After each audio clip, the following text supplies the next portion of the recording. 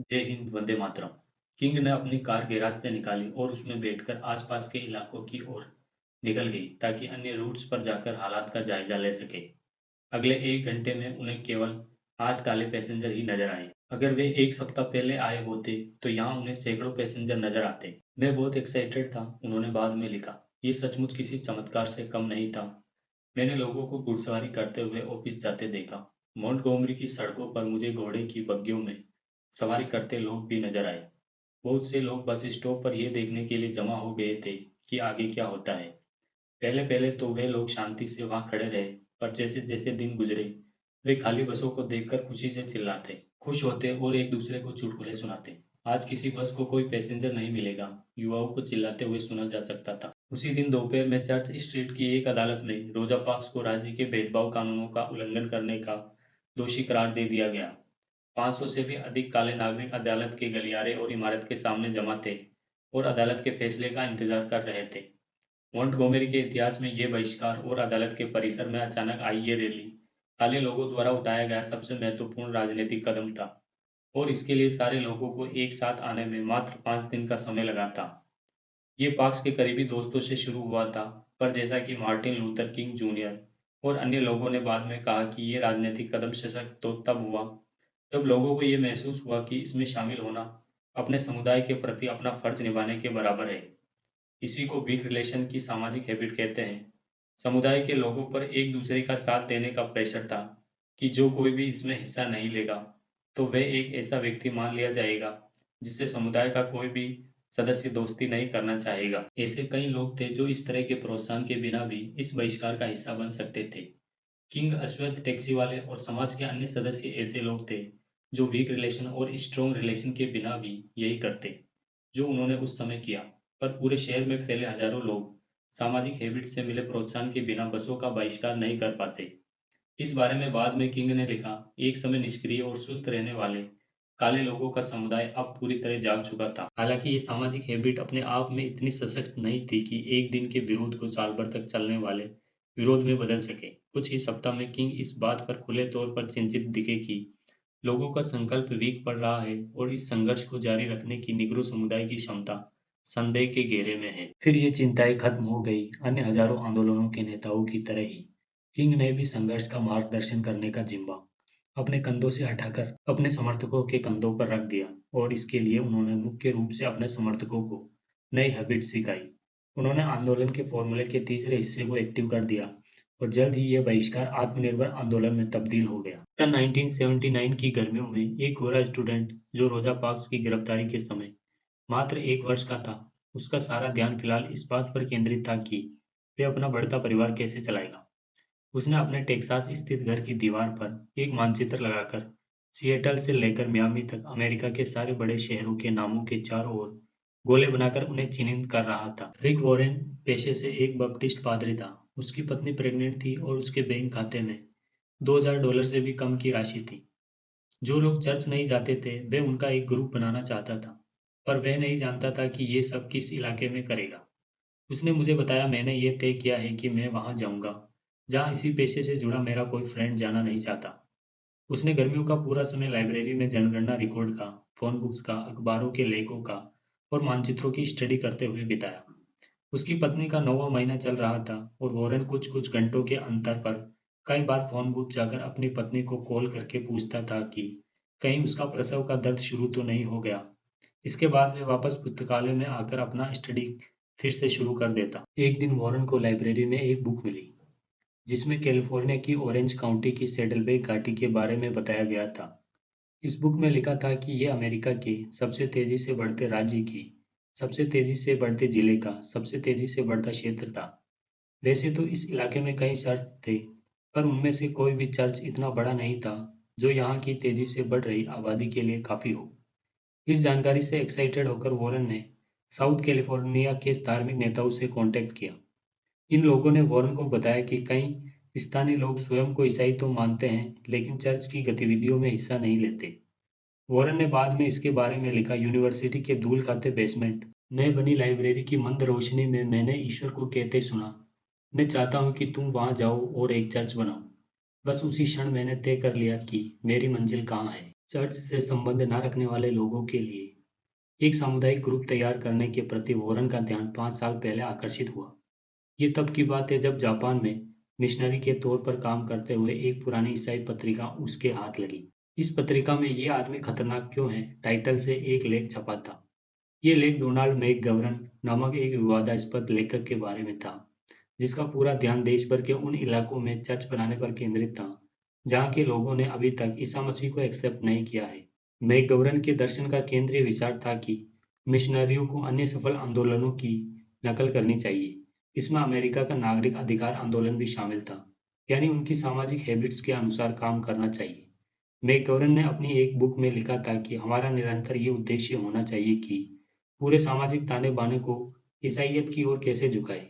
इसके लिए हमें ये ध्यान रखना होगा कि समाज में ईसाइयत के भरपूर प्रचार के बावजूद भी किसी इंसान का सामाजिक जीवन नष्ट नहीं होना चाहिए। ईसाई मत के प्रचारक जो लोगों को उनके सामान्य सामाजिक रिलेशन के बीच ईसा मसीह का अनुयायी बनने में मदद करते हैं, केवल वे ही लोगों को बड़ी संख्या में आज़ाद कर सकते हैं। वह लेख और बाद में मैकगवर्न का बुक्स पढ़ना रिक वॉरेन के लिए किसी बड़े खुलासे से कम नहीं था। उसे लगा कि कम से कम एक व्यक्ति तो ऐसे विषय पर फैक्ट के साथ काम करने को कह रहा है, जिसके बारे में हमेशा चमत्कार की भाषा में बात की जाती है। पहली बार कोई व्यक्ति स्पष्ट शब्दों में कह रहा था कि धर्म का प्रसार करने के लिए भी मार्केटिंग की जरूरत है। मैकगवर्न ने एक रणनीति तैयार की, जिसके तहत चर्च बनाने वाले सभी लोगों को ये निर्देश दिए गए थे कि वे लोगों से सामान्य भाषा में बातचीत करें। उनसे यह भी कहा गया कि वे ऐसे पूजा स्थल बनाएं जहां समाज के लोग अपने दोस्तों से मिल सके, अपना पसंदीदा गाना सुन सके और समझ में आने वाले प्रतीकों के जरिए बाइबल के सबक सुन सके।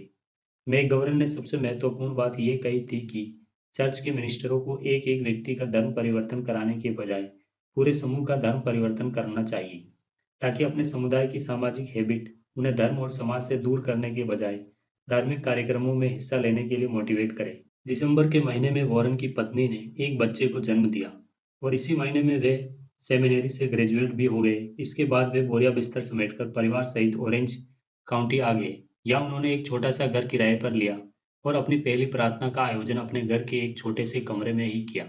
इस प्रार्थना में सिर्फ 7 लोगों ने हिस्सा लिया था। आज 30 साल बाद सैडलबैक चर्च दुनिया की सबसे बड़ी मिनिस्ट्रियों में से एक है। आज इसके 120 एकड़ में फैले मुख्य परिसर और 8 सैटेलाइट परिसरों में हर सप्ताह 20,000 से भी ज़्यादा श्रद्धालु आते हैं। वॉरेन की किताब द पर्पस ड्रिवन लाइफ उद्देश्यपूर्ण जीवन की 3 करोड़ से भी ज़्यादा कॉपियाँ बिक चुकी हैं और ये संसार की सबसे ज़्यादा बिकने वाली किताबों में से एक बन चुकी है। आज हज़ारों ऐसे चर्च बन चुके हैं जो सैडलबर्ग चर्च से प्रेरित है और उसी के तरीकों को इस्तेमाल करके संचालित किए जाते हैं। राष्ट्रपति बराक ओबामा के उद्घाटन समारोह में प्रार्थना करने के लिए वॉरेन को ही चुना गया था। आज वॉरेन को संसार के सबसे प्रभावशाली धार्मिक नेताओं में से एक माना जाता है। उनकी सफलता और उनके चर्च के विकास का मुख्य आधार लोगों की सामाजिक हैबिट्स की पावर पर विश्वास करना ही है। वॉरेन बताते हैं, हमने बहुत गंभीरतापूर्वक विचार करके विश्वास को लोगों की हैबिट बनाया है। अगर आप लोगों को ईसा मसीह के साथ हुए अत्याचार का एग्जाम्पल देकर उन्हें ईसाइयत से जोड़ने की कोशिश करेंगे, तो ये लंबे समय तक कारगर साबित नहीं होगा। लोगों को आध्यात्मिक परिपक्वता हासिल करने की रिस्पॉन्सिबिलिटी देने का एक ही तरीका है कि उनके अंदर विश्वास करने की हैबिट विकसित की जाए। जब ऐसा होता है तो लोग इस मामले में सेल्फ डिपेंडेंट बन जाते हैं। लोग ईसा मसीह के अनुयायी इसलिए नहीं बनते क्योंकि आपने उन्हें धर्म के रास्ते पर लाया है। वे स्वयं जिस किस्म के इंसान हैं उसी के चलते वे ईश्वर की शरण में जाते हैं। जब वॉरेन पहली बार सैडलबर्ग घाटी आए थे, तो वे 12 सप्ताह तक लोगों के घर-घर जाकर अपना इंट्रोडक्शन देते और उनसे पूछते कि वे चर्च क्यों नहीं जाते। इसके जवाब में लोग बड़े सशक्त तर्क देते थे, जैसे चर्च जाना बड़ा ही उबाऊ होता है, चर्च में बजने वाला संगीत वाहियात होता है, चर्च के उपदेशों को व्यावहारिक जीवन में लागू करना उपयोगी नहीं लगता, चर्च में जाने के दौरान बच्चों को कौन संभालेगा, चर्च जाने के लिए तैयार होना और वैसे कपड़े पहनना पसंद नहीं आता, वहाँ जाना बड़ा ही असहज एक्सपीरियंस होता है, एक्सेट्रा। वॉरेन के चर्च ने लोगों की इन सभी शिकायतों का निवारण किया। उन्होंने लोगों को मनचाहे कपड़े पहनकर चर्च आने को कहा और संगीत के लिए चर्च में एक इलेक्ट्रिक गिटार लगाया गया। वॉरेन के उपदेश शुरू से ही व्यावहारिक विषयों पर केंद्रित होते थे, जैसे निराशा से कैसे निपटें, अपने बारे में अच्छा कैसे महसूस करें, परिवार को स्वस्थ कैसे रखें, तनाव से कैसे निपटें, एक्सेट्रा। उनके उपदेश समझने में आसान थे, रोजमर्रा के जीवन की आम समस्याओं पर केंद्रित थे और इतने व्यावहारिक थे कि उन्हें अपने जीवन में लागू करना बहुत आसान था। जल्द ही लोगों पर इसका पॉजिटिव इफेक्ट नजर आने लगा। उनके उपदेश कारगर साबित हो रहे थे। वॉरेन चर्च की गतिविधियों के लिए स्कूलों के ऑडिटोरियम और प्रार्थना सभा के लिए ऑफिसों की इमारतें किराए पर ले लेते थे। जल्द ही उनके इस सामाजिक समूह के सदस्यों की संख्या 50 तक पहुंच गई और एक साल से भी कम समय में यह संख्या बढ़कर 200 हो गई। वॉरेन सप्ताह के सातों दिन हर रोज 18 घंटे काम करते थे। वे समूह में आने वाले फोन कॉल्स का जवाब देते, कक्षाएं लेते, लोगों के घर घर जाकर उनकी वैवाहिक समस्याओं को सुलझाने के लिए परामर्श देते और इन सब गतिविधियों के बाद उनके पास जो भी खाली समय बचता, उसमें वे अपने तेजी से बढ़ते चर्च की गतिविधियों के आयोजन के लिए नई और बेहतर जगहों की तलाश में लगे रहते। यह दिसंबर महीने के मध्य की बात है जब एक दिन वॉरेन सुबह 11 बजे चर्च में उपदेश देने के लिए खड़े हुए। अचानक उनके सिर में दर्द उठा और उन्हें चक्कर आने लगे। वे पोडियम के सहारे टिक गए और बोलना शुरू किया, पर उनके सामने कागज पर जो उपदेश लिख रखे थे, वे उन्हें धुंधले नजर आने लगे। उन्हें लगा जैसे वे गिर पड़ेंगे। वे धीरे से अपने स्टाफ के इकलौते सदस्य पादरी की ओर मुड़े और खुद की जगह उन्हें व्याख्यान देने का इशारा किया। उन्होंने अपने सामने बैठे दर्शकों से कहा, माफ कीजिएगा, मेरी तबीयत ठीक नहीं लग रही। मुझे नहीं लगता कि मैं और खड़ा रह पाऊंगा। वॉरेन सालों से एंग्जाइटी अटैक्स झेल रहे थे। इसके अलावा कभी-कभी वे बहुत उदास हो जाते थे, जिसे देखकर उनके दोस्त कहा करते थे कि वे हल्के अवसाद से ग्रस्त लगते हैं। पर इन सब प्रॉब्लम्स के बावजूद उनकी स्थिति पहले कभी इतनी गंभीर नहीं हुई थी। अगले दिन वॉरेन और उनका परिवार एरिज़ोना के लिए निकल गया, जहाँ उनकी पत्नी के परिवार वालों का एक घर था। वे वहाँ स्वास्थ्य लाभ लेने लगे। कभी-कभी तो वे 12 घंटे तक सोते रहते और फिर रेगिस्तान में टहलने के लिए निकल जाते। वे प्रार्थना करके ये समझने की कोशिश करते कि आखिर ये पैनिक अटैक्स उनकी पूरी मेहनत पर पानी फेरने में क्यों तुले हुए हैं। इस तरह चर्च से दूर करीब 1 महीना बीत गया। उनकी कभी-कभार की उदासी गहरे अवसाद में बदल गई। उन्हें इतना अंधकारपूर्ण अनुभव पहले कभी नहीं हुआ था। वे नहीं जानते थे कि वे दोबारा कभी इतने स्वस्थ हो पाएंगे कि चर्च की ओर लौट सकें। एक पादरी के रूप में वॉरेन को ईश्वर की ओर से आकाशवाणी का अनुभव भी मिला। उन्हें यह अनुभव एक बार टेक्सास की एक लाइब्रेरी में हुआ और दूसरी बार मैकगेवरन का लेख मिलने पर हुआ। ऐसा ही तीसरा अनुभव उन्हें तब हुआ जब वे एक दिन रेगिस्तान में टहल रहे थे। ईश्वर ने उनसे कहा, तुम लोगों का जीवन सुधारने पर ध्यान केंद्रित करो और चर्च की फिक्र मुझ पर छोड़ दो। पिछली आकाशवाणियों की तरह इस बार ईश्वर ने उनका मार्ग स्पष्ट नहीं किया था। अगले कई महीनों तक वॉरेन अवसाद से संघर्ष करते रहे। इसके बाद भी उनके जीवन में ऐसे कई मौके आए जब वे अचानक अवसाद से ग्रस्त हो गए। पर उस दिन उन्होंने 2 निर्णय लिए। वे वापस सैडलबर्ग जाएंगे और ये पता लगाएंगे कि कम एक्टिव रहकर चर्च कैसे चलाया जाए। जब वॉरेन सैडलबर्ग वापस आए, तो उन्होंने अपने एक ऐसे प्रयोग का विस्तार करने की ठानी, जो उन्होंने चर्च का संचालन आसान बनाने के इरादे से कुछ ही महीने पहले शुरू किया था। उन्हें नहीं पता था कि बाइबल का अध्ययन करने आने वालों के लिए वे पर्याप्त कक्षाओं का इंतजाम कर पाएंगे या नहीं। इसलिए उन्होंने चर्च के कुछ मेंबर्स से इन कक्षाओं का आयोजन अपने-अपने घरों में करने को कह दिया। हालांकि उन्हें इस बात का डर था कि लोगों को चर्च की कक्षा के बजाय किसी और के घर में चल रही बाइबल की कक्षा में जाना पसंद नहीं आएगा और वे शिकायत करेंगे। पर उनके सामाजिक समूह को ये इंतजाम बहुत पसंद आया। छोटे-छोटे समूह की कक्षा में जाने से लोगों को अपने पड़ोसियों से मुलाकात का मौका भी मिल जाता था। अवकाश से लौटने के बाद वॉरेन ने सेडलबर्ग चर्च के हर मेंबर से लेकर हर सप्ताह मिलने वाले छोटे-मोटे समूह तक सभी को ये कार्य दे दिया। ये उनके द्वारा लिए गए निर्णयों में से सबसे महत्वपूर्ण निर्णय साबित हुआ, क्योंकि इसने चर्च की गतिविधियों में हिस्सा लेने को एक साप्ताहिक निर्णय से बदलकर एक ऐसी हैबिट बना दिया, जो पहले से मौजूद सामाजिक आग्रह और पैटर्न्स पर आधारित थी। वॉरेन बताते हैं, अब जब लोग सेडलबर्ग चर्च आते हैं और सप्तांत में श्रद्धालुओं का तांता लगते हुए देखते हैं, तो उन्हें अपनी कामयाबी जैसा लगता है। पर ये तो बस एक झलक है। इस चर्च की महत्ता का 95% हिस्सा छोटे-छोटे समूह में सप्ताह भर होने वाली गतिविधियों से बनता है। चर्च का सामाजिक समूह और बाकी छोटे-छोटे समूह आपको दो तरफ़ा लाभ देते हैं। लोगों की भारी भीड़ देखकर आपको एहसास होता है कि आप ये सब क्यों कर रहे हैं, और आपके दोस्तों से बना छोटा समूह आपका विश्वास कायम रखने में आपकी मदद करता है। ये दोनों एक साथ बहुत पॉजिटिव इफ़ेक्ट डालते हैं। अब हमारे पास ऐसे 5,000 से भी ज़्यादा छोटे-छोटे समूह हैं। इतने बड़े चर्च का संचालन सुचारू रूप से करने का श्रेय इन्हीं छोटे समूहों को जाता है।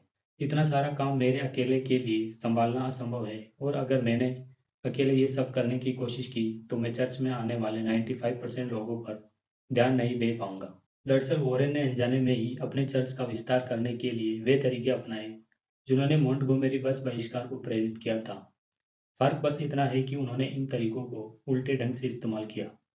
मोंटगोमेरी बस बहिष्कार उन लोगों के बीच शुरू हुआ था जो रोजा पार्क्स से परिचित थे। छोटे लेवल पर शुरू हुआ ये बहिष्कार एक बड़े आंदोलन में तब बदला जब वीक रिलेशन ने उनके समुदाय को इस आंदोलन में भागीदारी करने के लिए मजबूर कर दिया। जबकि सेडलबर्ग चर्च में इसका ठीक उल्टा हुआ, लोग सामूहिक वीक रिलेशन और सामुदायिक अनुभव पाने के लिए इस चर्च की ओर आकर्षित हुए।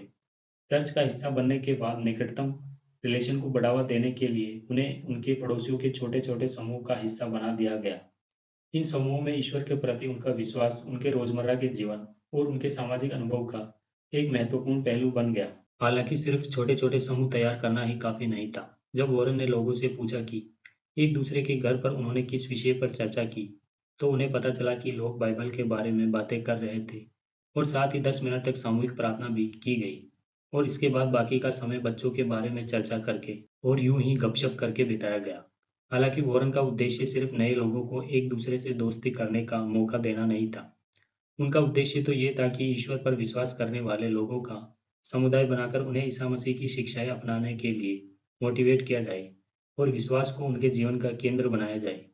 उनके द्वारा बनाए गए छोटे-छोटे समूह के सदस्यों के आपसी रिश्ते मजबूत हो रहे थे, पर बिना किसी नेतृत्व के ये समूह एक साथ कॉफी पीने वालों के साधारण समूह से ज़्यादा कुछ नहीं थे। ये समूह वॉरेन की धार्मिक अपेक्षाएं पूरी नहीं कर पा रहे थे। वॉरेन ने एक बार फिर ऑथर मैकगेवरन के बारे में विचार किया। मैकगेवरन का दर्शन था कि अगर आप लोगों को ईसाई हैबिट के साथ जीना सिखाएंगे, तो फिर उन्हें एक ईसाई जैसा जीवन जीने के लिए ना तो निरंतर मार्गदर्शन की जरूरत पड़ेगी और ना ही इसके लिए लगातार उनकी निगरानी करनी होगी।